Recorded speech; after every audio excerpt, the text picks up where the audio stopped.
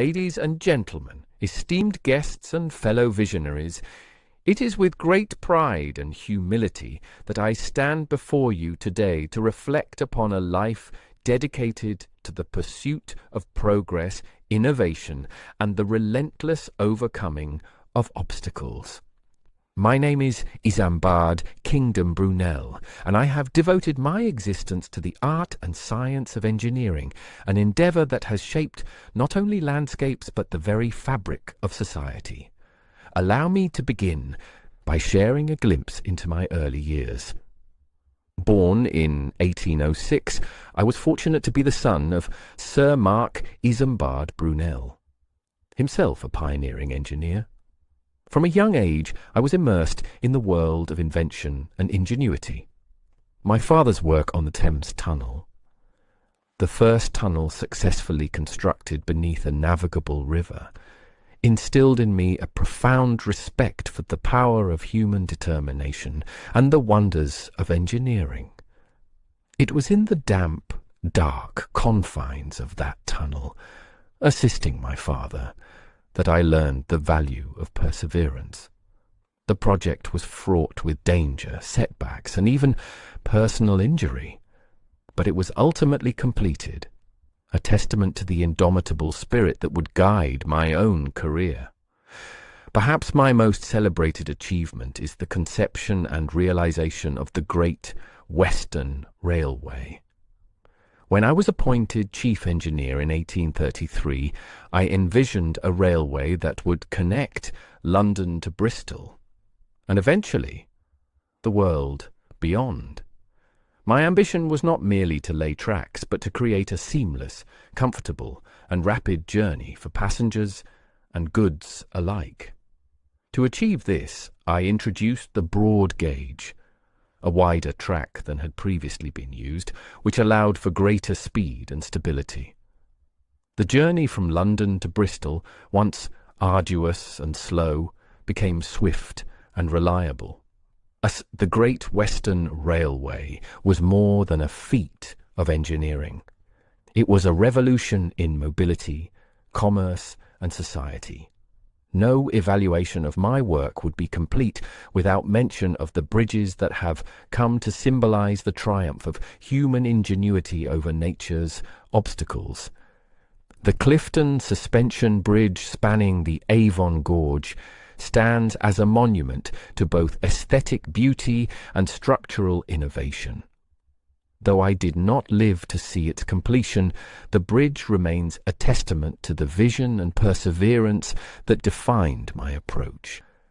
Similarly, the Maidenhead Railway Bridge, with its record-breaking flat brick arches, and the Box Tunnel, the longest railway tunnel of its time, pushed the boundaries of what was thought possible. Each project presented unique challenges: unstable ground, unpredictable weather, and the ever-present skepticism of those who doubted the feasibility of such undertakings. Yet with each obstacle, my resolve only strengthened. My ambitions were not confined to the land. I believed that the same principles that revolutionized rail travel could be applied to the seas. Thus, I turned my attention to the design and construction of steamships. The Great Western, launched in 1837, was the first steamship purpose-built for crossing the Atlantic. It proved that regular, reliable transatlantic travel was possible. Not content to rest on this achievement, I went on to design the Great Britain, the first large iron ship powered by a screw propeller. This innovation set the standard for modern shipbuilding, but perhaps my most audacious project was the Great Eastern. Conceived as the largest ship ever built, she was designed to carry passengers and cargo from England to Australia without refueling. Though beset by difficulties and controversy, the Great Eastern ultimately laid the first successful transatlantic telegraph cable, forever transforming global communication. Another one of my earliest and most significant achievements, the original Bristol Temple Meads station. when I was commissioned to design the Great Western Railway, I knew that the stations would be more than mere stopping points. They would be gateways to new opportunities and symbols of progress. Temple Meads, opened in 1840, was my first major railway terminus. I designed it with a distinctive Tudor Gothic style, using local Bath stone and a hammer-beam roof that was both elegant and practical. The station's train shed, with its wide span and innovative use of iron, was a marvel of its time. It was built to accommodate the broad-gauge trains I championed, and its design set a new standard for railway architecture. From Bristol, let us travel to London, where I had the privilege of designing Paddington Station. Opened in 1854, Paddington was conceived as the grand terminus of the Great Western Railway. I wanted it to be a place of light and space, so I designed a vast three-span iron and glass roof, inspired by the great cathedrals of Europe. The station's airy, open design was revolutionary, providing shelter and comfort for passengers while celebrating the possibilities of modern engineering. Paddington remains a testament to the idea that functionality and beauty can coexist in public spaces. Another building close to my heart is the original Maidenhead Railway Bridge station, which served as a vital link along the Great Western Line. While the bridge itself is often celebrated, the station was designed to blend seamlessly with its surroundings, using local materials and thoughtful proportions. My approach was always to respect the character of each location, ensuring that the buildings complemented their environment rather than dominating it. Beyond railway stations, I also turned my attention to the needs of society during times of crisis. During the Crimean War, I was asked to design a hospital that could be rapidly constructed and easily transported. The result was the Renkioi Hospital, a prefabricated building made of wood and iron, shipped in sections and assembled on site. It was a model of efficiency and hygiene with proper ventilation, drainage and sanitation, features that were sadly lacking in many hospitals of the time.